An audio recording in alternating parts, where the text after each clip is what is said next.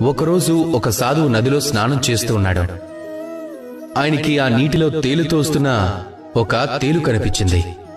తేలు ప్రాణాలు కాపాడటం కోసం ఆయన దాన్ని తీసుకుని ఒడ్డున పెట్టాలని భావించాడు. ఎప్పుడైతే ఆయన ఇలా చేత్తో పట్టుకుని పైకి లేపాడో ఆ తేలు కుట్టింది ఆయన్ని. ఆ సాధువు మళ్లీ ప్రయత్నం చేశాడు. తేలునిలా చేత్తో పట్టుకున్నాడు, మళ్లీ కుట్టిందది. ఆయన మళ్లీ ప్రయత్నం చేస్తున్నప్పుడు శిష్యుడు తనని అడిగాడు, ఎందుకింత కష్టపడుతున్నారు గురుదేవా అని? ఏంటిదంతా? మీరు ఎవరి ప్రాణాలను కాపాడాలని ప్రయత్నిస్తున్నారో అదే మిమ్మల్ని కుడుతోంది. అప్పుడు గురుదేవులు సమాధానం ఇచ్చారు, అంత చిన్న తేలైనా సరే అది తన కర్మను ఆచరిస్తుంది. తన ప్రవృత్తిని, తన ప్రవర్తనని వదులుకోవడం లేదు. మరి నేనెలా వదులుకుంటాను చెప్పు? దీని అర్థం చాలా సులభం. లోకంలో కొంతమంది ఉంటారు, చెడ్డవారై ఉంటారు, దుష్టులై ఉంటారు. ఎవరు ఎంత చెప్పినా వారిలో మార్పు రాదు, ఎప్పటికీ వారిలో పరివర్తన కలగదు.